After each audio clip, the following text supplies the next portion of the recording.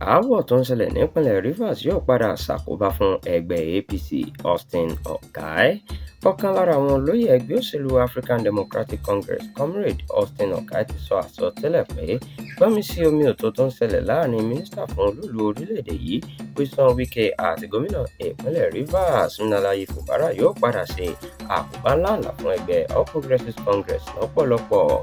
Ìròyìn gbọ́ pé ṣe ni Wike àti Fubara ti padà ṣe gbàgede ìjà báyìí, eléyìí tó mú kí Wike fọwọ́ sọ̀yà pé Fubara kò lè ṣe sáà kejì lọ́fíìsì gómìnà mọ́. Fubara, ẹni tó ṣẹ̀ṣẹ̀ darapọ̀ mọ́ ẹgbẹ́ òṣèlú APC, ló ti ní àtìlẹ́yìn àwọn àgbààgbà ẹgbẹ́ náà báyìí. Nígbà tó ń sọ̀rọ̀ lórí tẹlifíṣàn Channels lọ́jọ́ Ìṣẹ́gun Tusidee, Okai jẹ́ kó di mímọ̀ pé ìjà òun yóò padà tàn kárí ayé. Ó fi kún ọ̀rọ̀ rẹ̀ pé Wike ti fẹnukò pẹ̀lú bó ṣe bu Ajíbọ́lá Bàṣírù ṣíṣe akọ̀wé àpapọ̀ ẹgbẹ́ òṣèlú APC. Ó sọ síwájú pé tí ààrẹ Tinubu kò bá tètè wá wọ́rọ̀kọ̀ fi ṣàdá kó sì tètè pẹ̀tù sí aáwọ̀ yìí, ọ̀rọ̀ náà yóò padà di ìṣù àtàyànyàn.